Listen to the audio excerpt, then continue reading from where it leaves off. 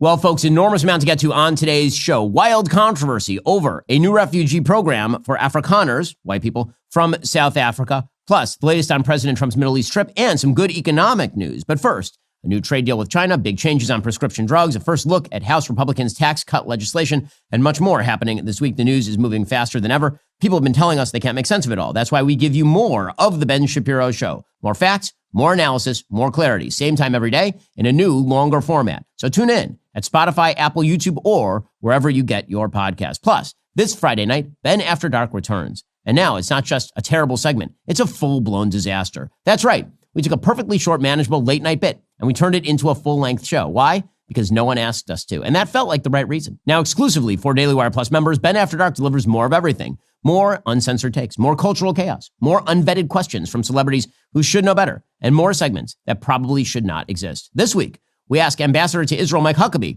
if he knows about Bill Belichick's new girlfriend. I found out if America actually has talent, and someone let a mystery guest ask me whatever was on their mind, totally unfiltered. Oh, and there's a brand new Ben Destroys, because it's either this or I start throwing things at my TV. It's the all-new, definitively worse, absolutely more Ben After Dark. Friday night only at dailywireplus.com, only for members. You're welcome. Well, folks, every day a new controversy. This controversy particularly stupid. So the Trump administration has decided to grant some white South Africans refugee status. Why? Well, because the government in South Africa discriminates against white South Africans. According to the New York Times, dozens of white South Africans arrived in the United States on Monday on a charter jet after being granted refugee status by the Trump administration, which has made it virtually impossible for any other refugees to seek safe haven in America. And this, of course, is the problem that the left and the media are having. Why do these refugees get in when, say, Afghan refugees are not getting in? The arrival represents a drastic reversal, says the New York Times, in the United States' refugee policies, which have long focused on helping people fleeing war, famine, and genocide. The South Africans say they've been discriminated against, denied job opportunities, and been subject to violence because of their race, though the specifics of their cases are unclear. So President Trump said farmers are being killed. He's talking about in South Africa. There have been a spate of murders of farmers in South Africa. Farmers in South Africa, people who own land in South Africa, are disproportionately white compared to the surrounding population, which means that many of the farmers who are being killed are in fact white. And yes, there have been enormous numbers of farmers who are killed for racial reasons. I mean, at the very least, the sort of evidence left on scene at the murders suggests that race played a part. President Trump had this to say about why he was allowing the refugees to enter the United States from South Africa. Because they're being killed, and we don't want to see people be killed. Now, South Africa leadership is coming to see me, I understand, sometime next week. And, we're supposed to have I guess a G20 meeting there or something. But we're having a G20 meeting. I don't know how we can go unless that situation's taken care of. But it's a genocide that's taking place that you people don't want to write about. But it's a terrible thing that's taking place. And farmers are being killed. They happen to be white. But whether they're white or black makes no difference to me. But white farmers are being brutally killed, and their land is being confiscated in South Africa. Okay, the last part is actually the relevant part. We'll talk about whether, in fact, there's a quote-unquote genocide of whites in South Africa in just a little while with Dr. Ernst Roots, who is the deputy CEO of AfriForum. And we will talk with him about what exactly is happening there, because obviously he's the guy on the ground who's been on the show before and wanted to get an update. But in order to understand why the United States is bringing Afrikaners to the United States, we actually have to know a little bit of the history. So Afrikaners, Boers, have been in South Africa since 1652. That's when the Dutch East India Company established a station at the Cape of Good Hope. What does this mean? Well, it means that for legitimately 350 years, there have been white people in South Africa. Originally, the Afrikaners were Dutch. Eventually, they were joined by both German and French citizens. The British Empire came in the early 19th century to establish its own colonies in South Africa. Eventually, this led to conflict. The British expanded their reach. The Boers made their way inland because they didn't actually want to be under the edict of the British Empire. Eventually, there were some conflicts. The biggest conflict was the Second Boer War. That was because the Afrikaners were in an area called the Transvaal. The Transvaal, it turned out, was a region very heavy in gold. When today you hear about the BRICS nations and you hear about the reliance on gold, South African gold has been a very big thing for a century and a half. The finding of gold in the Transvaal essentially incentivized the British Empire to try and expand its holdings in South Africa, leading to the Second Boer War that eventually ended with the British Empire victorious. In 1948, Fast forward half a century, the National Party came to power and adopted a formal regime of apartheid. By 1950, the races were being categorized by law with special privileges for whites as opposed to blacks. In 1960, the so-called Sharpeville massacre ended with the death of 69 anti-apartheid protesters. In 1961, Nelson Mandela, who you'll know from all the movies, of course, and the fact that he's one of the most famous men who ever lived, declared the end of nonviolent resistance and actually began engaging in violent activities directed against the government. He was arrested the next year. He was sentenced to life imprisonment, and he would end up spending nearly the next 3 decades in prison. In 1965, South Africa finally gained its independence, but as Rhodesia, with a whites-only government. So the regime of apartheid, black people had no say in the government. They had no say over the direction of the country. Over time, international pressure led to the eventual end of apartheid, with the ban on the African National Congress, which was Mandela's party, ended in 1990. Mandela was freed from prison in 1994. He was eventually inaugurated as president of South Africa. And according to the media, that's where the story basically ends. Right? Because we're not supposed to talk about anything that happened after the end of apartheid. Apartheid bad, apartheid ends, everything hunky-dory from here on in. Now, 2 things can be true at once. Apartheid was an evil system. It was wrong morally, and it was bad. Also, things that happened after apartheid, lots of bad things have happened after apartheid. There are lots of bad things in the world. And one of the dumb ways to cover politics is to suggest that because a bad thing is happening in one direction, that means no bad things have ever happened in the other direction or will ever happen in the other direction. So, since the end of apartheid, there has been a radical upsurge in the amount of racial discrimination against whites. Now, we have to discuss the sort of population of whites in South Africa. How many whites are there? So let's talk about the population breakdown of South Africa by race. I turn to our sponsors over at Perplexity to answer that question. What is the population breakdown of South Africa by race, and how has it changed since 1900? So today, Black Africans represent about 81.4% of the population of South Africa. Colored, which is a reference in South Africa to people of mixed race ethnicity, represent 8.2%. Whites represent 7.3%. That is a massive change since about 1900. So if you look at the population in 1904, for example, according to our friends at Perplexity, 67.3% of the population was Black African, but fully a fifth, 21.6%, was white. Even as of 1960, those population percentages were relatively similar. About 68% of the population of South Africa was Black African, almost 20% was white. By 1996, those percentages had shifted dramatically. Suddenly, 77% of the South African population was Black African, as opposed to 11% white. And today, obviously, the white population has dropped dramatically even further than that. The government has increasingly started to pass laws that are directed against whites in South Africa. Most famously, just this year, the South African president, a guy named Cyril Ramaphosa, who again is the head of the ANC. The ANC has been the governing party in South Africa since literally 1994, which should be strange to you. I mean, usually you don't have one party that governs an entire country for 30 years, but that's what's happening in South Africa. He has now turned a bill into a law allowing land seizures by the state without compensation. This is one of the things that is driving so much angst and the possibility of violence in South Africa is the great fear that South Africa is going to do the same thing that Robert Mugabe did in Zimbabwe, in which Zimbabwe basically just expropriated all land from whites and then targeted them as a government. Because land ownership in South Africa is still disproportionately white. And what that means is that South Africa, in an attempt to enact reparative justice, this is why reparations are always a problem, because you are taking away from a living human being because of something their grandparents did. When you do that, what you end up with is a system of racial discrimination. According to the BBC, back in January, Black people own only a small fraction of farmland nationwide more than 30 years after the end of the racist system of apartheid. The majority remains with the white minority. This has led to frustration and anger over the slow pace of reform. Ramaphosa's ANC party hailed the law as a significant milestone in the country's transformation. Some members of the coalition government say that they might challenge it in court.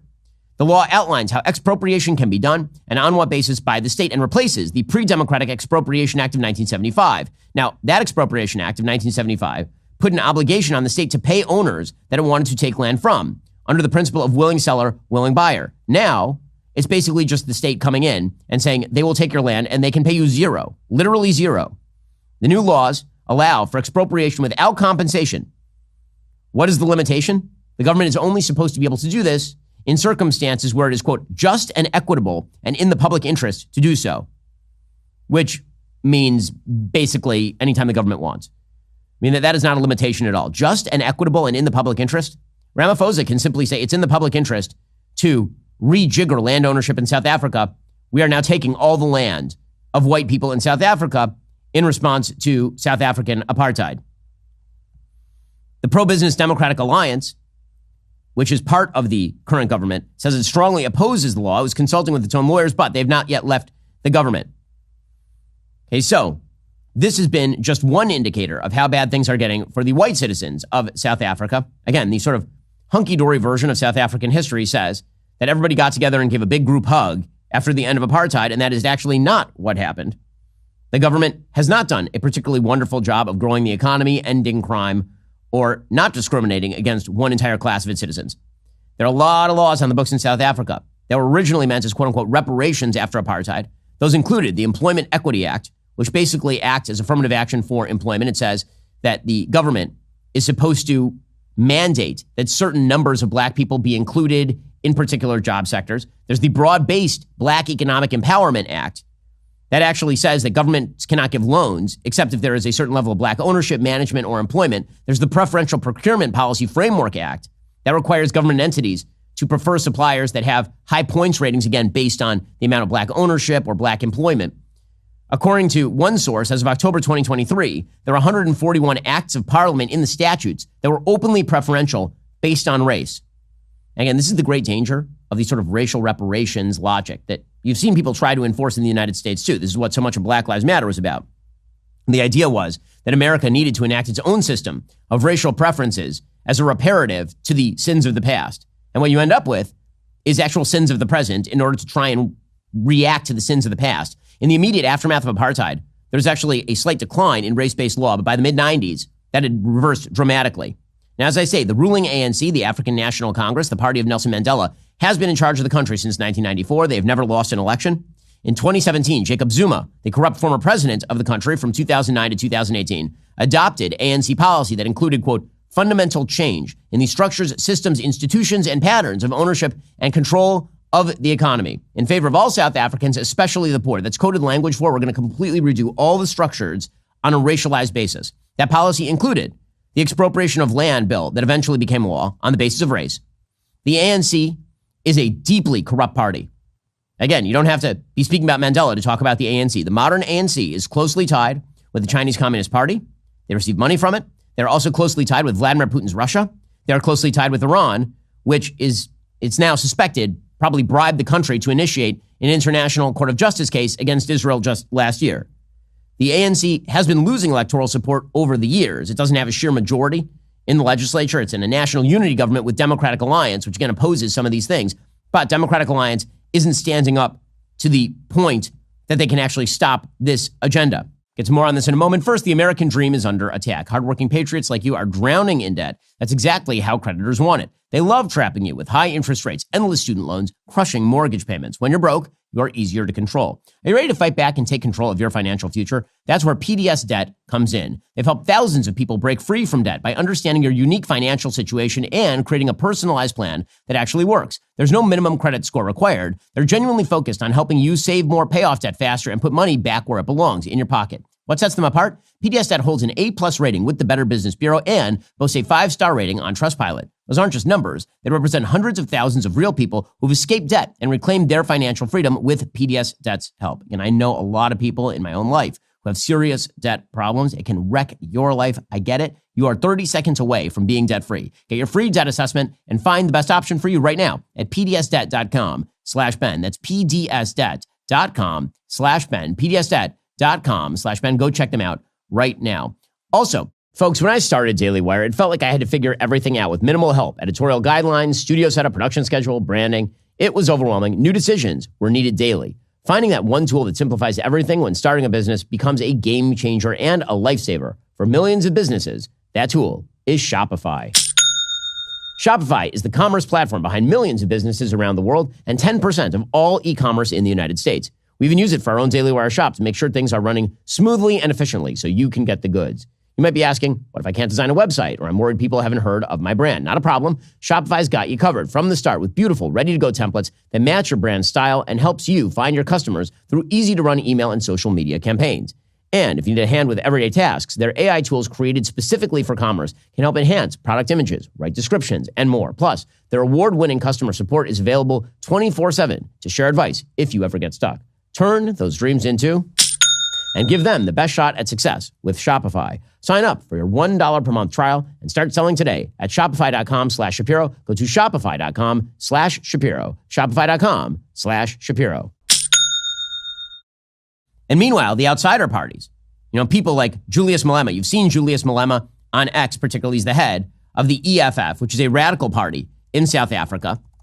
And he is most famous. They're called the Economic Freedom Fighters. They're communist black nationalists. They're also, in 2018, by the way, I should point out that the head of the ANC, Cyril Ramaphosa, allegedly said he wanted Malema back in his party. Malema used to be a member of the ANC.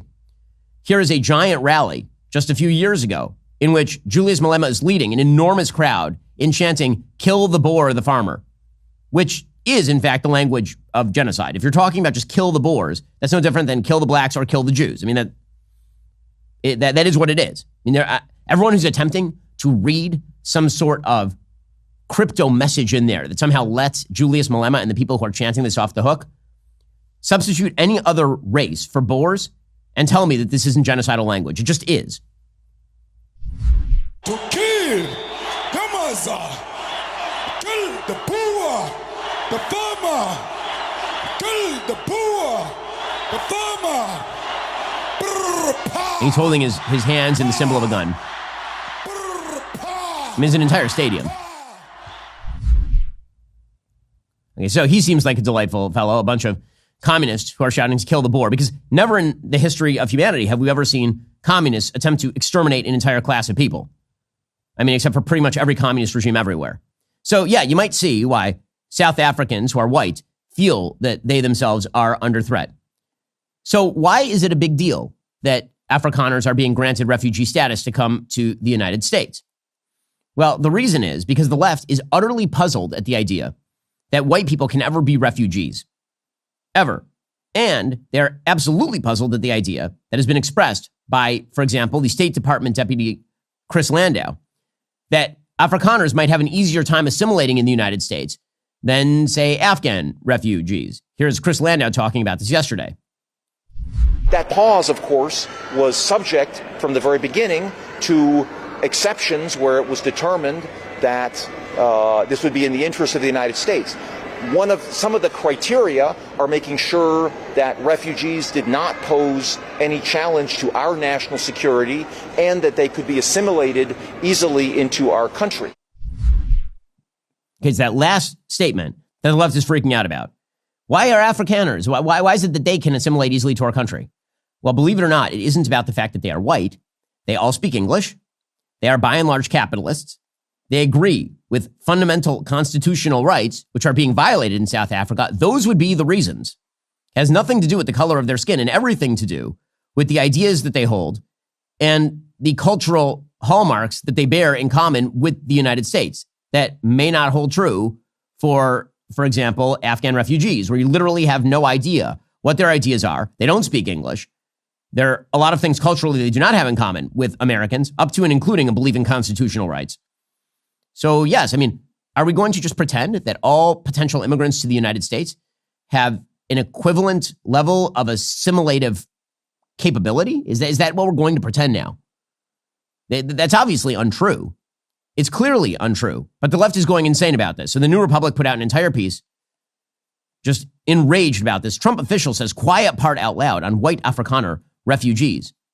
And so they say the deputy secretary's language indicates the Trump administration is willing to admit refugees who are more culturally and ethnically cohesive with the predominantly white U.S. population. Trump has repeatedly attempted to blow up perceived cultural differences between U.S. citizens and immigrants as a basis for installing blatantly racist immigration policies.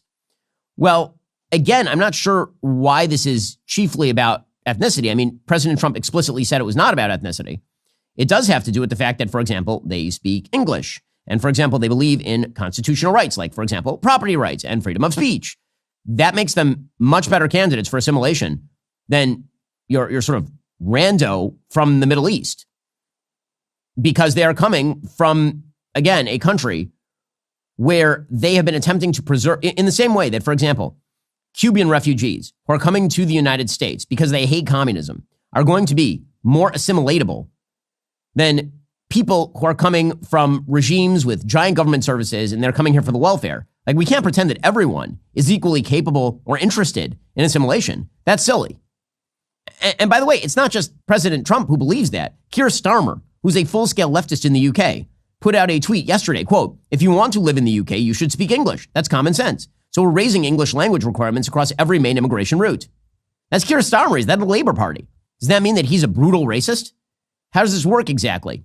But you can see why the left is upset, because the truth is that the left believes many of the same fundamental things that the ANC, the modern ANC, believes in South Africa, which is to say that the world is basically just South Africa writ large, that the United States is South Africa writ large, that essentially any population that is white and successful owes it to the rest of the world, literally the rest of the world, to import people regardless of assimilative ability, because there is some sort of peculiar reparative guilt that must now be enacted.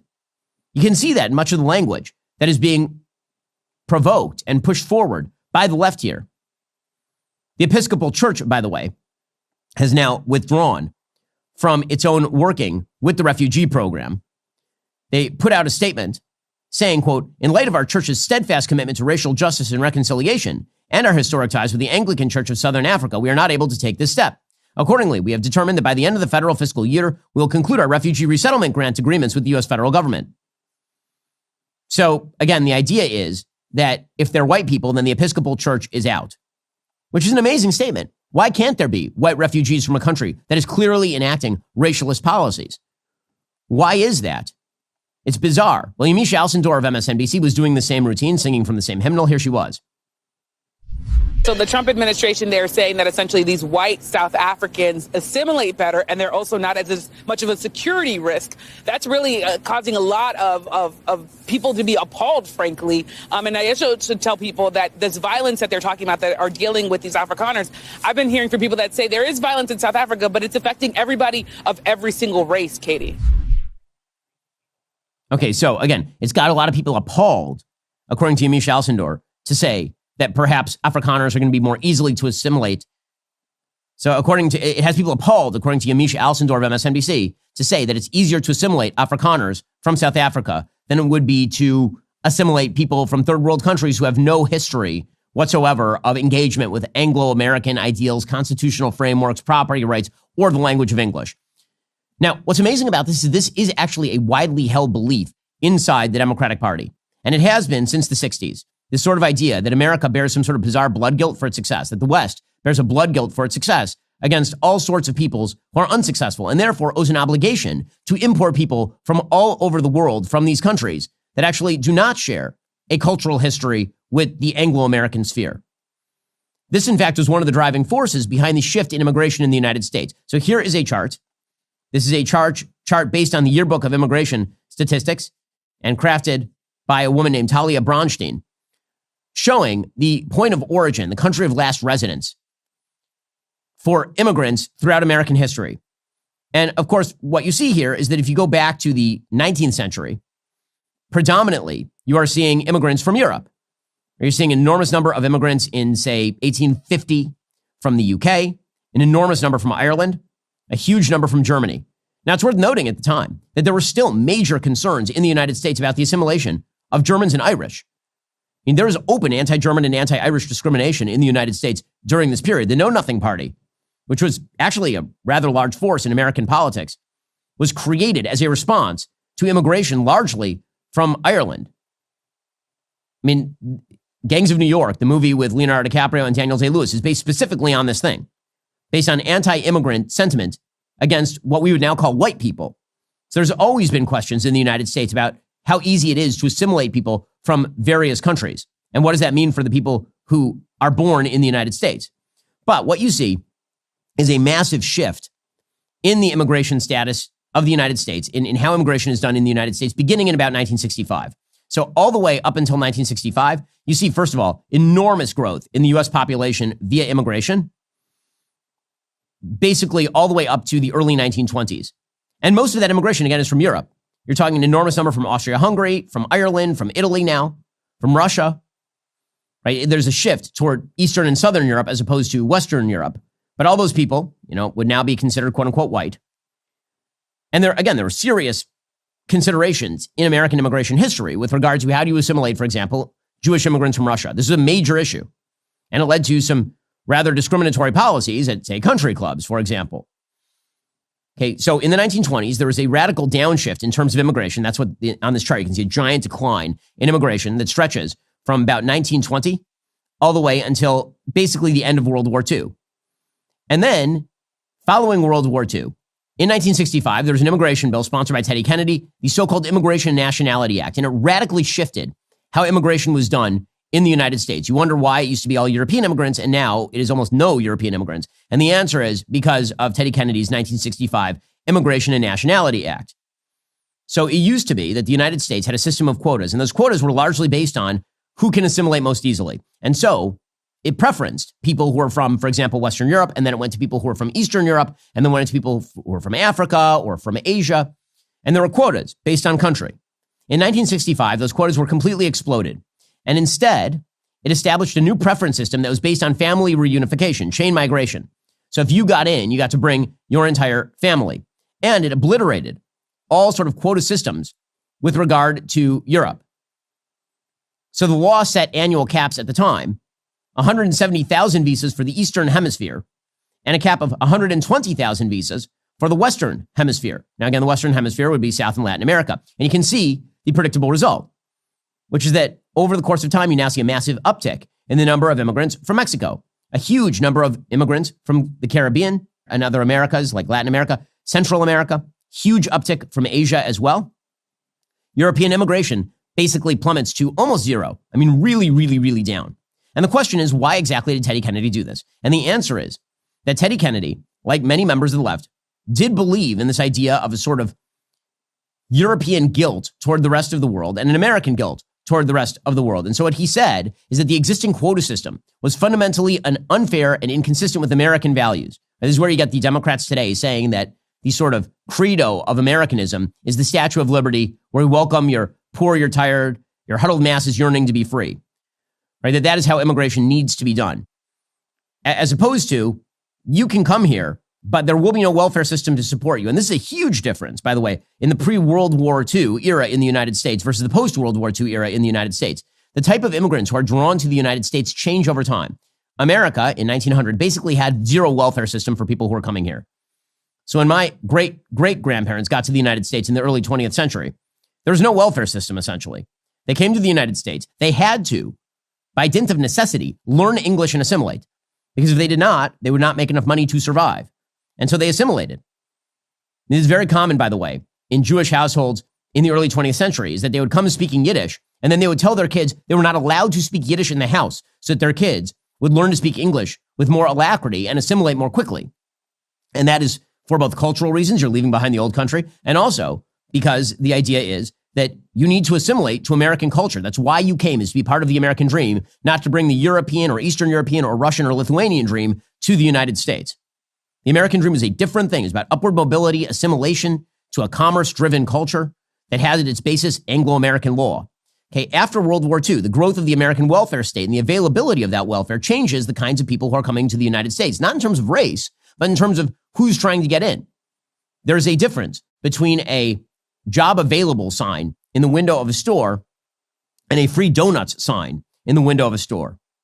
A jobs available sign is likely to draw people who want to work and get a job. A free donut sign is likely to draw everyone who wants a free donut. And the United States totally changed its immigration system for the free donut crowd. And again, the reason that Teddy Kennedy did this, and he literally said this openly, is that he believed it was unfair and un-American to have quota systems based on the assimilative capacity of the people coming in. By the way, he also lied. He said that the bill would, quote, not flood our cities with immigrants or upset the ethnic mix of our society. So it's all based on this sort of fairness and justice and reparative fairness and justice. And this is why you're seeing so much heartburn over the possibility of Afrikaner immigrants, because what President Trump is saying is the truth, which is that not everybody is going to assimilate to American values at the same rate. Not everybody has those same ideas. We should probably check before people come into the country. All of that makes perfect sense. The fact that the left is resisting that speaks to a bizarre idea about what America is and what it needs to be, which is basically an open door free donut shop to everybody who wants to get in. And somehow America owes that to the rest of the world because America is only successful through some form of exploitation. Right? That in the same way that there needs to be reparative justice in South Africa because whites used to harm blacks, America somehow owes it to the rest of the world to let anybody in. And if you say that that's not true, then you're undermining the left's perception of Americanism. And that, of course, is wrong and destined for failure in the United States.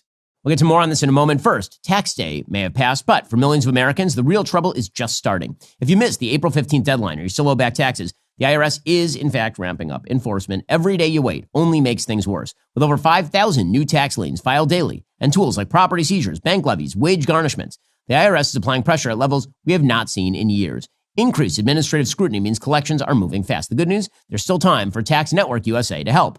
Self-employed or a business owner, even if your books are a mess, they've got it covered. Tax Network USA specializes in cleaning up financial chaos and getting you back on track fast. Even after the deadline, it's not too late to regain control. Your consultation is completely free. Acting now could stop penalties, threatening letters, and surprise levies before they escalate. Call 1-800-958-1000 or visit tnusa.com/Shapiro. You may have missed April 15th, but you haven't run out of options. Let Tax Network USA help before the IRS makes their next move. Again, you don't want to face down the IRS alone. Call 1-800-958-1000 or visit tnusa.com/Shapiro. That's tnusa.com/Shapiro. Also, I always used to assume that restless sleep was inevitable. Tossing, turning, waking up with a bad back. I convinced myself that's just what sleep was as you got older. And then I tried Helix Sleep, and now everything is better.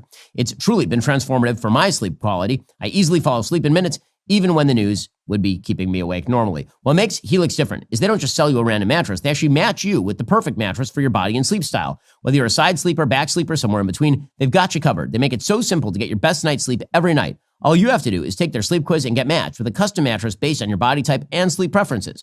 Trust me, when you find the right match, you'll wonder how you ever slept on anything else. Most people, they just go down to that big box mattress store, they lie on the thing for like 2 seconds and they go, this one's probably good enough. It isn't. Get a mattress made just for you by Helix right now. Helix is offering an incredible Memorial Day sale. Visit helixsleep.com/Ben to get 27% off site-wide, plus a free bedding bundle, which includes a sheet set and mattress protector with any Luxe or Elite mattress order. That's helixsleep.com/Ben for 27% off site-wide, plus a free bedding bundle with any Luxe or Elite mattress order. Again, just visit helixsleep.com/Ben for this exclusive offer. Well, joining us online is Ernst Roots. He, of course, is executive director of the Pioneer Initiative, as well as an activist on behalf of Boers and Afrikaners living in South Africa. Dr. Roots, good to speak to you.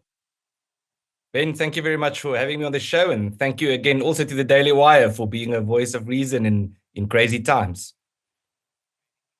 So let's discuss what exactly is happening with President Trump and the South African refugee plan. So first of all, I just want to get some facts on the table for folks who are not familiar with the situation there. There have been claims that there is a quote-unquote genocide against whites in South Africa. There have been claims with regard to the targeting of white farmers in South Africa. What's true? What's false? What is the threat level to whites, particularly Afrikaners who are living in South Africa?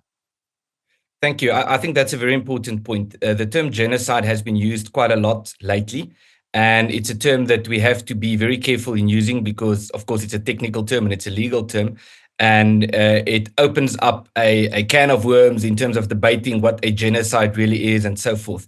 I do think the appropriate way to describe the crisis in South Africa is to say that it is a systemic crisis, that we live under a political system that is very deeply and fundamentally structured in such a way that it continuously and inherently discriminates against minority communities, treating us as second-class citizens. And so we've gotten to the point now where we have more than 140 race laws in South Africa aimed at discriminating against the white minority and the Afrikaners. But other than the racial discrimination, we do have threats by the South African government, not just threats, but attempts to change the property rights clause in the South African Constitution to empower the government to expropriate property without compensation. And then we also have the violence. We have a very serious problem of farmers being targeted with very brutal farm attacks and murders. But on top of that, what we also have is politicians very senior and very influential politicians openly chanting about kill the Boer, chanting about the extermination of minority communities, and them then being protected by the president, by the ruling party, and by the courts and the legal system in South Africa. So let's talk for a second about the sort of kill the Boer chants. So those have been obviously issued over and over and over by Julius Malema, who's the head of the EFF, which is a radical communist party in South Africa, the ANC government, which has been running the place. The ANC has been running the place since the end of apartheid, essentially, since 1994. They sort of want to play both sides. On the one hand, they'll say that they oppose Malema, that the kill the Boer chants are, they might not be the best thing. On the other hand, they've obviously made overtures to many of Malema's supporters and to Malema himself. What is the relationship between all of those parties? Yeah. So Julius Malema is the guy who's most famous for chanting this kill the Boer chant. He was a member of the ruling party. He was the president of the Youth League. And several years ago, he left to start his own party. He left because of internal faction fighting, not because of ideological disagreements. And so his new party is trying to present itself as the more radical version of what the ANC, the ruling party, should be. But if you look at it from a policy perspective, there really isn't much difference. The ANC tries to come across as a bit more nuanced, a bit more balanced. But when you read their actual policy document, it's very similar. And so what we do have is, even though between these parties, you would see them attacking each other politically, competing for votes. But on a personal level, we would often hear leaders, including the president himself, inviting Julius Malema in particular to rejoin the ANC, to become a member of the ruling party. So it's important to understand that even though the EFF is seen and presented as more radical, ideologically, there's not much difference between them. So, there's been a lot of talk, obviously, in the United States about taking in Afrikaners to the United States, the refugee plan. There's been opposition from many of the usual suspects who suggest that perhaps they don't deserve refugee status, or people who are offended by the idea that whites can't be refugees, which, of course, is absurd. What do you make of the refugee plan? Is it the right idea? What is the longer-term solution in South Africa? Yep. So the refugee plan, it is a good thing for people who want to leave South Africa. And there are people who want to leave. And there are a lot of people who have experienced trauma, having been in a farm attack, having lost loved ones and so forth, or another form of trauma, and they want to get out. And then there are people who are really struggling because of these race laws, struggling to get employment, don't have a job, but who are willing to work and able to work, but they are pushed out because of the color of their skin. And so if these people want to leave, it's good for them to leave, to be able to do so. And we would hope our message to them would be to remain connected and to be ambassadors for our cause where they are. But that cannot be the only solution. And I have to say this, that if what the American government does is exclusively a refugee program, it has the potential to be very catastrophic for us. Because what we need is a solution in South Africa. We need systemic reform. We have a systemic crisis, which means that we need systemic reform. We need to relook the political system. And the only way through, the way we see it, is by decentralizing the system and giving communities self-governance, to have them have a say over their own affairs, as opposed to this very close to a dictatorial system that we have. So the refugee program could be a good thing. But if it's only that, then it would not be a good thing. If it's coupled with pressure towards relooking the political system in South Africa, then that's fine. And I think that's something that certainly will receive a lot of support from all over the world. And as you and I discussed when last we spoke, you're the executive director of the Pioneer Initiative. Your goal is to essentially have more sort of dissemination of rights to local government so that people can actually be protected in the areas in which they live, instead of having an overarching, very strong government at the top that essentially presides over a racialized system. Instead, just devolve more authority to a local system that actually allows Boers to preserve their property rights, their culture, and all the rest. Yeah, exactly. It's very comparable, you could say, to the American system, or what the American system is supposed to be, a federal system where there is some form of decentralization. Now, decentralization can take different forms, and there are many examples all over the world of decentralized system. We have the canton system in Switzerland. We have attempts in countries like Finland and Estonia to accommodate minorities. And there are examples all over the world that we can find. But in South Africa, we're sort of stuck in this mindset that you have to choose between the apartheid system and the ANC government that we currently have. And our initiative is saying that we need to break through this false dichotomy. We need to look at good practices all over the world, and we need to find a system for South Africa that is based on self-governance. And it's not just for the Afrikaner people. Obviously, I am an Afrikaner, so I want my community to have self-governance. But we are just one out of many communities in South Africa. And I cannot speak on behalf of the others, but I think it's safe to say that most people in South Africa we can already see that most people in South Africa very strongly agree with this idea that we need to bring government closer to the people. Well, Dr. Roots, if people wish to help out beyond, obviously, the refugee issue, how should they help you out? Well, thank you. So we have started this new initiative, the Pioneer Initiative. If people are willing to help, they can sign up with that. They can become a contributor from anywhere in the world. People in South Africa should know that we don't have the luxury of being idle bystanders. People should become involved with solutions, and people should do what they can do to raise awareness about what is happening in South Africa, to spread truth and facts about what is happening in South Africa, and to apply pressure. People should understand that it would not be a solution for South Africa to simply have another president or another party governing the country, because that doesn't fix the systemic problems that underpin the political system. And so if people want to support the Pioneer Initiative, they can go to our website and they can sign up as contributors, and they will find the links. We'll post the links on social media, but that would be a great benefit to us. Well, Dr. Roots, really appreciate your time and your insight, and good luck with that. Thank you very much, and thank you for having me on the show, and again, for talking about this issue. Okay, meanwhile, President Trump, his trade thaw is sparking a massive stock rally. The Dow Jones Industrial Average is kind of hanging around after its big jump yesterday. Again, everything is momentum driven in the stock market right now because of all the uncertainty. As I suggested yesterday, it was my feeling the stock market would not continue to rapidly increase on the basis of President Trump rolling back the tariff regime. Because the reality is that before Liberation Day, we had a certain tariff rate, and we've now probably quadrupled or quintupled that average tariff rate, and that is going to have some impact on the American economy. According to the Wall Street Journal, stocks are surging, but Wall Street isn't ready to declare victory in the trade war just yet. The Dow Industrials ended yesterday with a gain of 2.8% and settled above 42,000, which is above where they stood on Liberation Day. But investors remain cautious because they're not really sure what the impact of the continued tariff regime is going to be. President Trump yesterday talked up the total reset with China. Here he was. In addition, yesterday we achieved a total reset with China after productive talks in Geneva. Both sides now agreed to reduce the tariffs imposed after April 2nd to 10% for 90 days as negotiators continue on the largest structural issues. Okay, now, the reality is the United States gained very little, kind of in general terms, from this mini trade war with the Chinese. I mean, we are not ending in a better position than we started with the Chinese, per se. We could have put a 30% tariff on them in the first place. So all the kind of talk where people say, well, this is all strategery, it wasn't. It wasn't strategery. Liberation Day was quite real. And then reality hit, and they walked back Liberation Day by giving Treasury Secretary Scott Bessent control of the vehicle, which is the correct move. There are some downside effects to what's been going on, namely a lot of heartburn with regard to our normal trade partners who are now triangulating with China.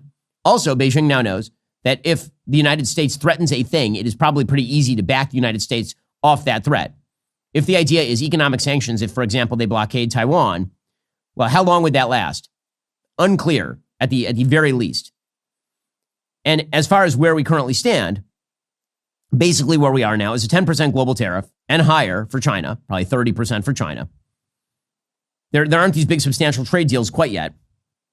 It's better than it was. It's not amazing. And I think that's where the markets are currently sitting. Now, Scott Bessent is laying out the future of the Trump economic plans. And this, of course, is more salutary for investors. He says, yes, it's about trade, but mostly it's going to be about tax and deregulation. That's the stuff the markets are waiting for, is the tax bill to go forward and deregulation of the economy. The Trump economic plan is three pieces: trade, tax, and deregulation. Trade has been implemented first, and that process is occurring. We believe that the tax portion is going very well. Speaker Johnson, Leader Thune, who I am in constant contact with, believe that midsummer, we will pass, as the president likes to call it, his one big beautiful bill, and we believe that that will provide substantial relief for American households. And then deregulation, a hidden and pernicious tax on American households, is regulation. We believe that the last administration added several $1,000s a year to American families' cost, and that we will be not only cutting those substantial, rolling that back, but cutting those substantially. Okay, so again, all of this is good. All of this is necessary. It should be noted at this point that the trade war that President Trump has declared is not by any stretch of the imagination over. Austin Goolsbee is president of the Federal Reserve Bank of Chicago. He says, yes, the new tariff regime that we sort of backed into is definitely less impactful stagflationarily than the path they were on, stagflation being higher inflation and lower growth. But it's 3 to 5 times higher than it was before. So it's going to have a stagflationary impulse on the economy. It will make growth slower and make prices rise. With that said, core price inflation, core CPI, continues to move in the right direction. Consumer prices rose 0.2% in April. Core CPI was up 0.2%. That is below the 0.3% forecast. So we are, again, moving toward normality in terms of inflation. So all of that is quite good.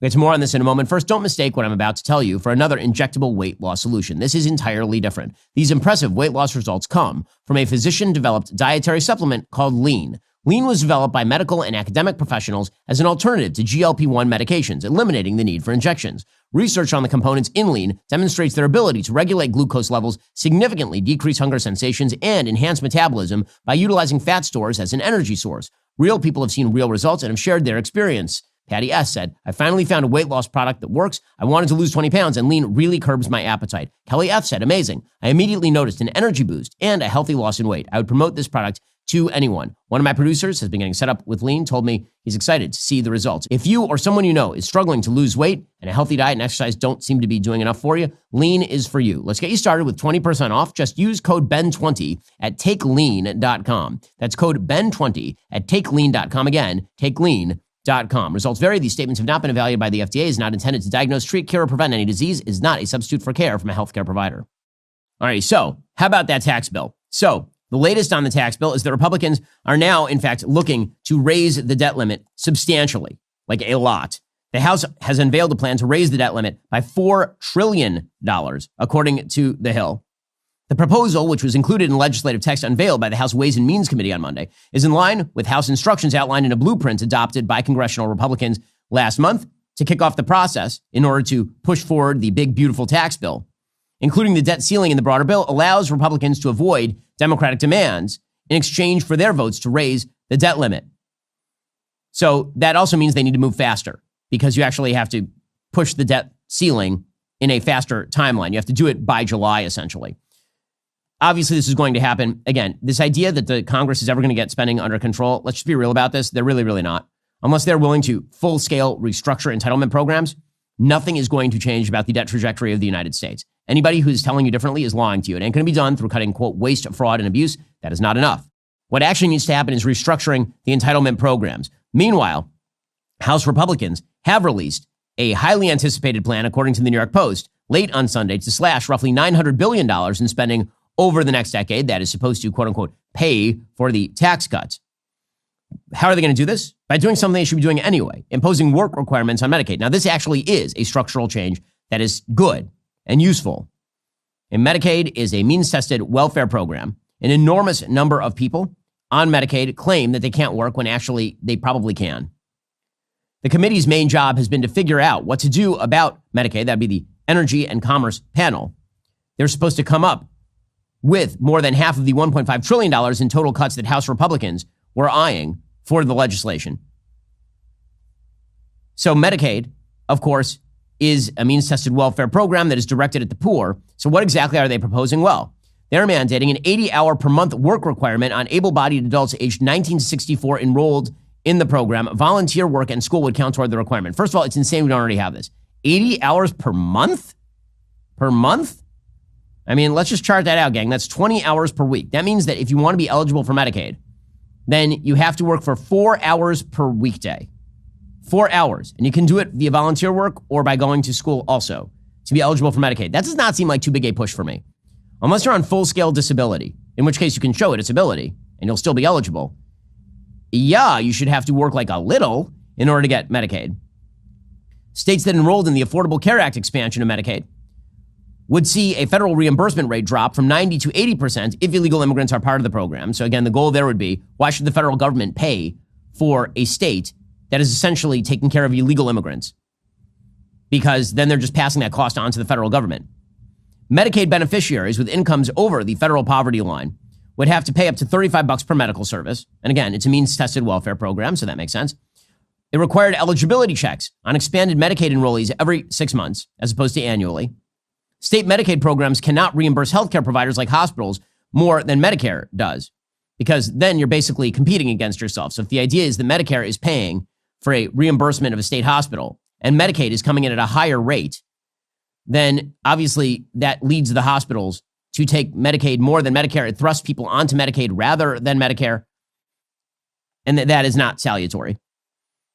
It would put a ban on Medicaid and CHIP, that's Children's Health Insurance Program funding, for transgender nonsense. And it bars middlemen, pharmacy benefit managers, from charging higher prices to Medicaid than if they were to actually just pay for the drugs straight up. Now, of course, the CBO is freaking out about this. They're saying it could lead to 8.6 million Americans losing health insurance and $715 billion worth of cuts over a 10-year period. But in reality, the program was designed for people who are disabled, for people who are truly poor. I mean, that is what it was for the working poor and people who are severely disabled and the elderly and children and mothers. Democrats are going to demagogue this, of course, because they have to. But the truth is that it is foolishness for them to have to tie this to a tax bill in the first place. I mean, they should really just do this anyway. I mean, this is essentially just a form of welfare reform that Bill Clinton would have signed into law in 1997. There are some Republicans on the Senate side who are very much in favor of a sort of big government European rightism. Josh Hawley is one of them, the senator from Missouri. He called the proposal, quote, morally wrong and politically suicidal. He writes in the New York Times, quote, a noisy contingent of corporatist Republicans, call it the party's Wall Street wing, is urging Congress to ignore all of this and get back to old-time religion, corporate giveaways, preferences for capital, and deep cuts to social insurance. That is not social insurance. If you're not working and if you're not trying to work, that's not social insurance. That is just mooching. Unless you have a severe disability, obviously, or you're unable to work for some other reason. And again, we have provisions for that in law. Medicaid, says Chip Roy, the excellent congressperson from Texas, said was never meant to be this expansive. We have a duty to safeguard taxpayers and ensure Medicaid does not bankrupt us. Cut the waste, cut the fraud, cut the abuse. So it'll be fascinating to see how this plays out with various dynamics in the Senate and the House as well. Meanwhile, speaking of deregulation, I'll tell you what is not deregulation is this Trump executive order to quote unquote lower drug prices by essentially cramming down Medicaid prices on pharma companies. That is not, in fact, deregulation. That is, in fact, a brand new regulation and a very heavy regulation. Here's President Trump explaining his plan yesterday. But it's called Most Favored Nation. We are going to pay the lowest price there is in the world. We will get whoever is paying the lowest price. That's the price that we're going to get. So remember that. So we're no longer paying 10 times more than another country. Whoever is paying the lowest price, we will look at that price and we will say that's the price we're going to pay. Most favored nations. That's what it is. Okay, now, in reality, what is this actually going to do? According to Axios, it's not quite as clear-cut as President Trump just yelling at pharma companies. The order calls for drug makers to voluntarily cut their prices or face the threat of a most favored nation pricing regime that would peg the cost of their medicine to what's paid in other wealthy nations where they often sell for less. Again, he's applying the pressure in the wrong place. It shouldn't be on the pharma companies in the United States. The pressure should be on foreign countries to pay what the price would be in a free market. That's where the pressure should be applied. Now, President Trump loves clocking our European allies. How about do that? Clock them over that. That would be worthwhile. Clock the Canadians over that. You want to talk about the Canadians and the Europeans cheating us? That is an area where they actually are cheating us, where you have nationalized healthcare systems that are basically cramming down pricing on America pharma companies. And then by squeezing the price balloon at one end, the EU forces the price to inflate in the United States. President Trump could reverse that. He could force other countries to pay what the going market rate would be for these drugs. Instead, he's pressuring the pharma companies, which again just kills R&D in the United States. This is not the kind of deregulation that the Trump administration should be seeking at this point. The EO does call for other countries to increase what they pay for drugs to share the cost for biomedical innovation, but there are no actual methodologies attached to forcing all these other countries to actually do it. So it'll be fascinating to see how all of that plays out as well. Meanwhile, President Trump is in Saudi Arabia today to kick off his Middle Eastern trip. He's going to be visiting the Saudis, and then he's going to head on over to the UAE, and then finally to Qatar. Of course, massive controversy breaking out over Qatar, as we discussed yesterday on the show. And when it comes to his trip to Saudi, he's bringing with him an enormous number of business and tech leaders, the goal being to get the Saudi royal kingdom to actually invest in American tech, which is wonderful. Getting Saudi money to invest in American business is great. The question is what concessions lie on the other side of that, and what can actually be done in the Middle East. And President Trump's signal contribution to Middle Eastern history in his first term was the recognition that there are a lot of countries there that actually care more about the economy than just hating Jews. That was the basis of the Abraham Accords. It's why, for example, the UAE and Bahrain and Morocco all joined the Abraham Accords. The idea was economic development, tech development in the region would be better served than a sort of cross-religion hatred. That was also pushed forward by the fact that Iran was deeply threatening. Well, now the question in the Middle East is whether President Trump is going to maintain that very wise strategy in the Middle East or whether he's going to shift off of that toward something else. The reality is that America could easily push into Abraham Accords too by linking many of the things that are happening in Saudi, UAE, even Qatar, with what's happening in Israel. The United States seems to be simultaneously linking and delinking. It's kind of a strange strategy. Honestly, it's kind of unclear what the strategy is with regard to Saudi Arabia and Israel with regard to some sort of Abraham Accords. Are they going to try to speed run and end the war in Gaza? Are they going to let Israel finish the job in Gaza and then approach an Abraham Accord? What is happening along those lines? But the idea that President Trump is bringing along business leaders to meet with the Saudis or the UAE to actually invest in American business without the possibility of, say, policy concessions on the other side by the United States, that's fine. That's fine. Again, more investment in American business, better. The concessions from the United States should not be particularly rich to countries that historically have not had a particularly wonderful record with the United States. President Trump was asked about all of this yesterday when he was still in Washington, D.C., while signing an executive order by a member of ABC News. Mr. President, what do you say to people who view that luxury jet as a personal gift to you? Why not leave it behind? You're ABC fake news, right? Why not? It's only ABC. Well, a few of you would. Let me tell you, you should be embarrassed asking that question. They're giving us a free jet. I could say, no, don't give us. I want to pay you $1 billion or 400 million or whatever it is. Or I could say, thank you very much. Okay, well, beware of Qataris bearing gifts. Well, meanwhile, something I do love. Okay, President Trump did, in fact, through Steve Witkoff, broker the release of Idan Alexander, the last American hostage who is left in Gaza. Again, I know the family. I introduced the family to to President Trump himself. Yesterday, in video that has to move you, Idan Alexander greeted his family for the first time.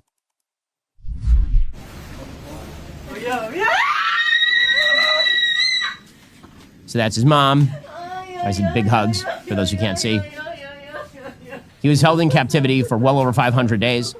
Reports are that he was tortured and held in a cage by Hamas, which is why it would be ridiculous for Hamas to have any role in governing the Gaza Strip anytime in the future. He's hugging his dad, hugging his brother.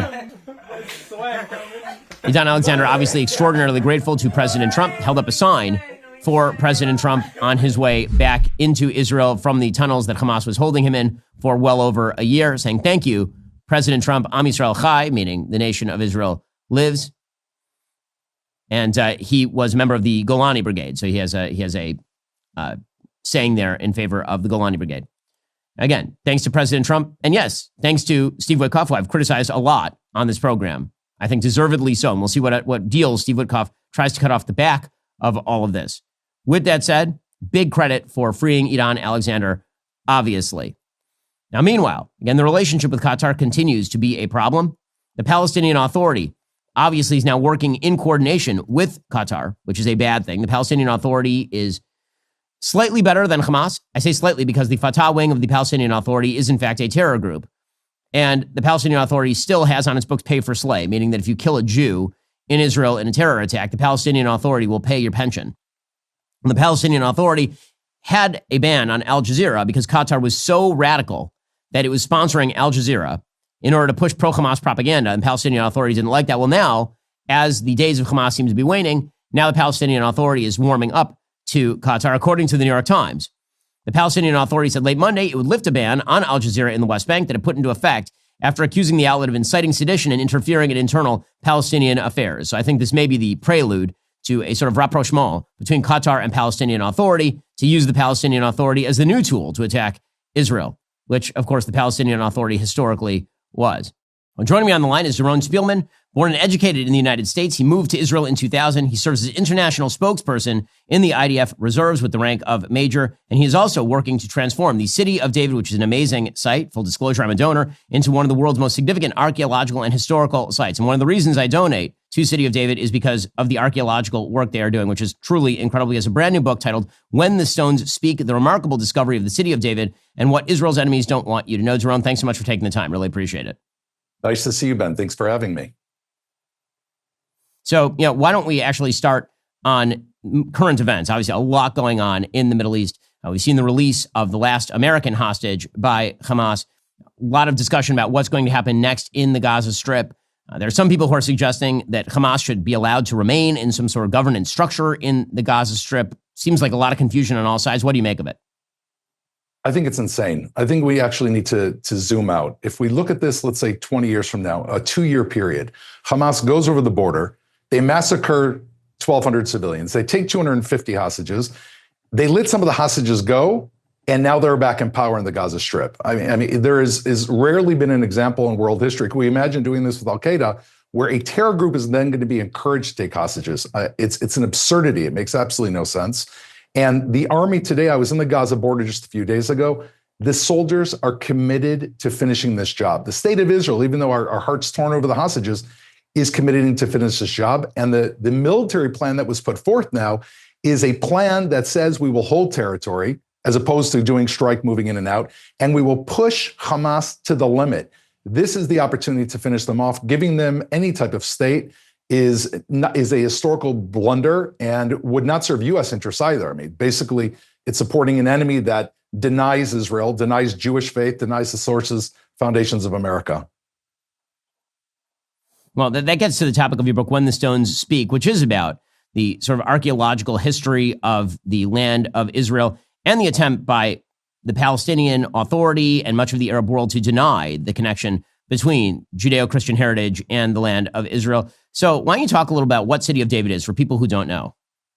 So the City of David is actually ancient Jerusalem. Most people think ancient Jerusalem is in the walls of the old city, which would make sense if it was anywhere else in the world.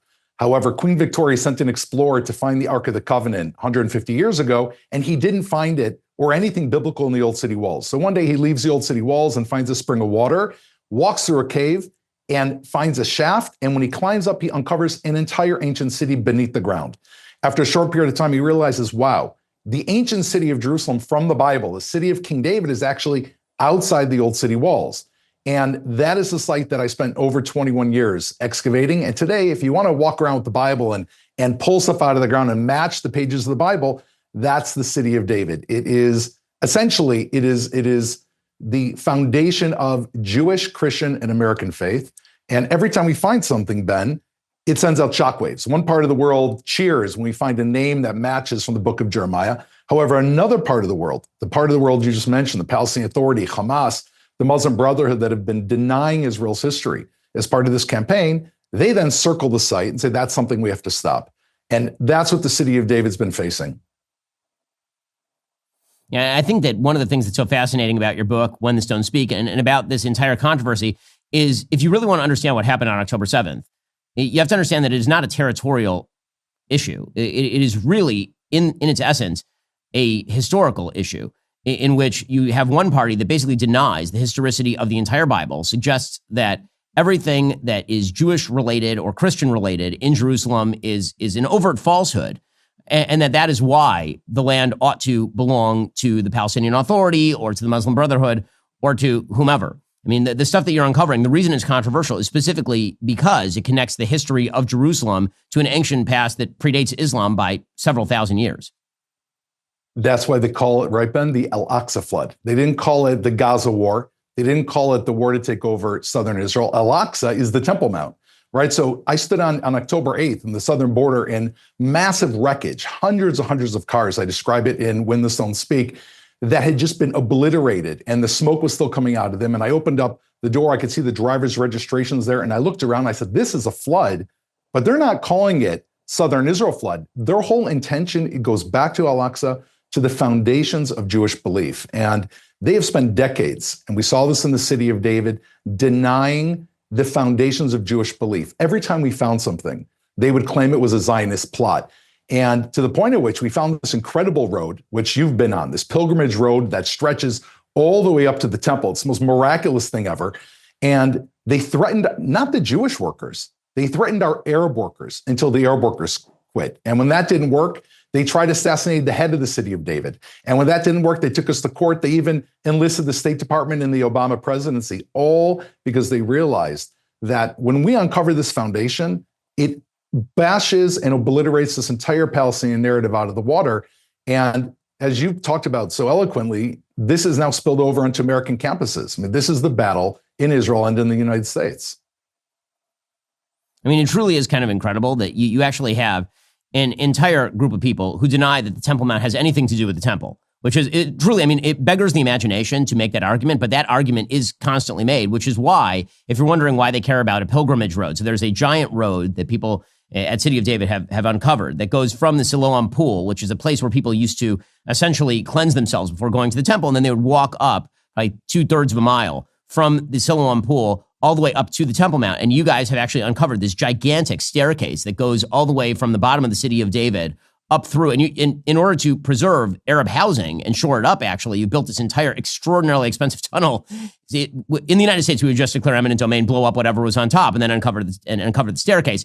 In Israel, because of the political sensitivity, billions of dollars have been spent in order to preserve the housing on top and shore it up against earthquake, and built this entire tunnel. And still, you have the Palestinian Authority and advocates for Palestinian Arab domination of the land and Muslim domination of the land. You have those advocates suggesting that this staircase is somehow fake or unreal. And folks should understand that this staircase is certainly, when Jesus was yelling at people as they were going up to the temple about corruption in the temple, he was literally standing on the staircase. Well, you can watch. I did a documentary with Jordan Peterson about the foundations of Western civilization. You can watch us walk this road and stop by a stone that almost certainly Jesus stood on while yelling at his fellow Jews not to corrupt the temple. You know, Ben, the time that this really struck me and why I wrote this book is I was explaining this to Leslie Stahl. She came to the site to do 60 Minutes, and she brought her husband with her. She said to me, for the first time ever of any shoot she's ever done, Leslie Stahl from 60 Minutes, I showed them the clay seals that we found of the two people that tried to kill the prophet Jeremiah. She's blown away. Her husband is crying. Then the show begins. It was like windshield wipers. The smile's gone. She never mentioned those whatsoever. The only thing she talked about was the fact that we were digging underneath Arab homes and Arab homes are falling under, which the reality is exactly the opposite. In addition to preserving archaeology, we have spent so much money that the only homes in the entire area that now have supports underneath them are the Arab homes we've actually dug beneath because of what we've built. And at that moment, I realized if Leslie Stahl, if I did a whole 60 Minutes episode, and she can't get off the story, I have to write the story of the City of David. And that's basically why I wrote the book, because these challenges and the efforts to stop the archaeology are so intense, and they affect Jews all over the world on campus. They affect Americans because the founding fathers of America, of course, the Liberty Bell, declare liberty, all these symbols come from the Bible. If you wither away, if you chop away at the Jewish Bible, there's nothing left for any of us. And that's exactly what the Palestinian Authority, Mahmoud Abbas, their head, by the way, the U.S. still keeps talking about, certainly in the Biden administration, he should head the new Gaza. He said 3 weeks ago on the news that the temple is in Yemen. So, it's right up to the top when it comes to this. Well, that is Doron Spielman. You can check out his brand new book, When the Stones Speak, The Remarkable Discovery of the City of David and What Israel's Enemies Don't Want You to Know. Doron, really appreciate the time. Thank you so much, Ben. Alrighty, folks, the show continues for our members right now. We'll be getting to Alex Jones suggesting that world leaders are doing cocaine, plus Diddy and Diddy Watch. Yes, there's a lot on that. Remember, in order to watch, you actually have to be a member. If you're not a member, become a member. Use code Shapiro at checkout for 2 months free on all annual plans. Click that link in the description and join us.